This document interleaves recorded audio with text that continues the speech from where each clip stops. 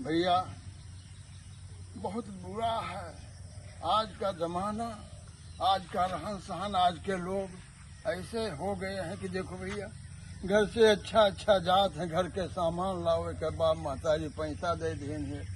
अब हुआ गए तो का करत हैं, ठेकिप चला गए, ठेकिप चला गए। दो चार ठो संसारते हैं जो पैसा ले गए रहा, दाल चावल सब्जी साग लावे का सब दारू मार पी ले। अब जब पी ले तब अब डगमग करे शुरू हैं। और वही मैं हट माधर से तो मुझे नहीं समझता, और भोसड़ी वाले को बिना मार नहीं छोड़ूंगा साला।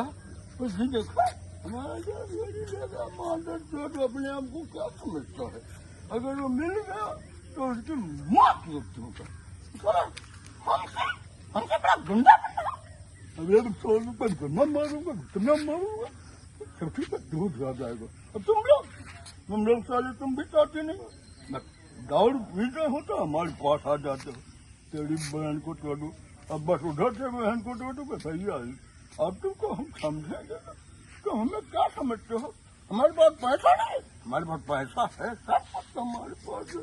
हम उसके, लेकिन उस साले ने हमें इतना मार दिया, मिल जाएगा तो उसकी मुँह छोड़ देंगे।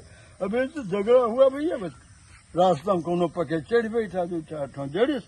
अब घरे गए कुछ नहीं ले गए, घरे को सन्यास दिन भैया तो हर लड़कवा वही नलवा में गिरा, वैसे उताने गिरा पड़ा है, जान पर से मरीगा साहब। घर हो कहीं सहीगा, उन्हों कहीं सहीगा। तो ये में लड़कन का करा औलाद हो गए, ये औलाद बहुत बेकार हो जाते हैं भैया हैं। और कुछ औलादन के तो ऐसी बुरी हाल है कि वे महतारी बाप घर द्वार गांव घड़ी के लाज सब गंवाए दी, सब कुछ मिटाए दी। तो भैया हाथ जोड़ के विनती है कि आप लोग नशा से बचो।